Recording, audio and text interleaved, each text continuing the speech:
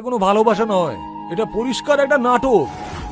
আর তোমরা জানো, আরে আমাদের গ্রামে যে রামলীলা হয় না, সেখানে তোমার এই ফেক বয়ফ্রেন্ডের থেকে ভালো অ্যাক্টিং বানর সেনারা করে।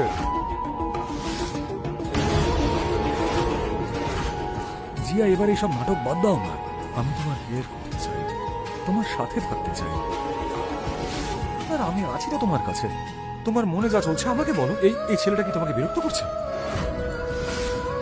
আসলে তুমি এত মিষ্টি, এত বিউটিফুল আর এত অ্যাট্রাক্টিভ। ও নিশ্চয়ই তোমার প্রেমে পড়েছে, বুঝলে? I know that.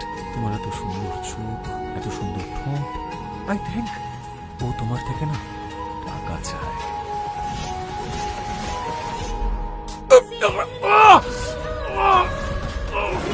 জিয়া, এটা তুই কি করলি? সরি জয়রাজ। অন্তত এই স্প্রের জন্য তোমার দুর্গন্ধযুক্ত ভাবনা থেকে মুক্তি তো পেলাম।